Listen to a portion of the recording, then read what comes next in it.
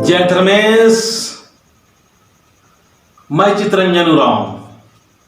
मैं आज ऐसे सब्जेक्ट को बताने जा रहा हूं जो हमारे समाज के लिए बहुत ही अहमियत है, बहुत वैल्यूएशन है।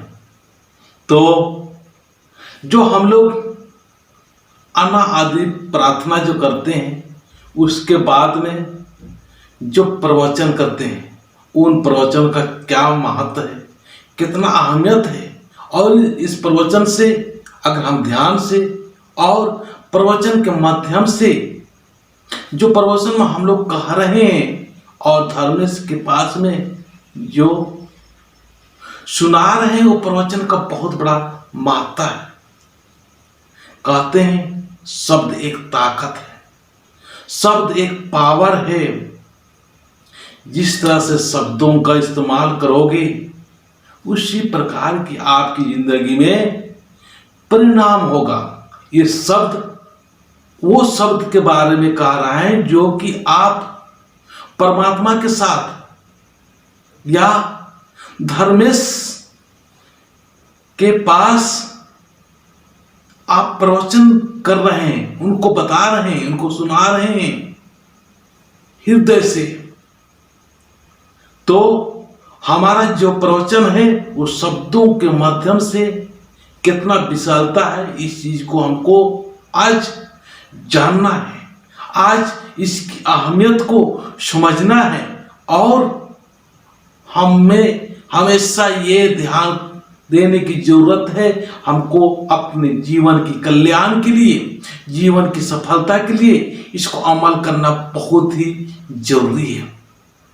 तो शब्द जो होता है, ये शब्द भगवान के पास में रख के हम प्रवचन करते हैं और अपनी शुद्धता के लिए हम बोलते हैं। तो जो शब्द का इस्तेमाल होता है, वो शब्द कहते हैं कि आप धर्मेश के पास में शब्द का इस्तेमाल करते रहे हो, पर आम समय में भी अगर शब्दों का सही इस्तेमाल करना आ गया आपको, तो आप बहुत उन्नति की ओर जाओगे। मैं बहुत बार सुना हूं, शब्द में जान होती है।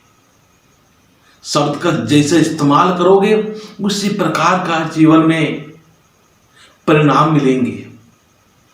शब्द दो धारी तलवार की तरह होती है, और दो धारी तलवार मतलब दोनों तरफ उसका धार होता है।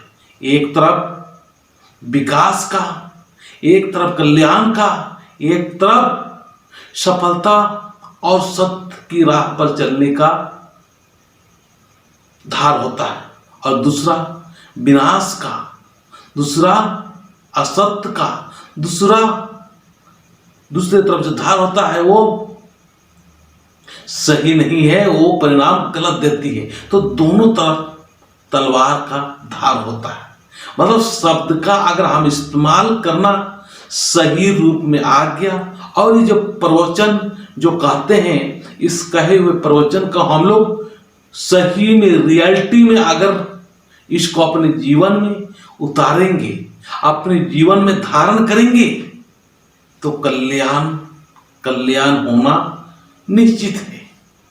और इस प्रवचन के द्वारा, प्रवचन तो कह रहे हैं, धर्मेश के पास प्रवचन कह रहे हैं, लेकिन अगर कर उल्टा रहे हैं तो आपका परिणाम अच्छा नहीं होगा, आपका परिणाम सही नहीं होगा। तो प्रवचन जो कर रहा है, इसकी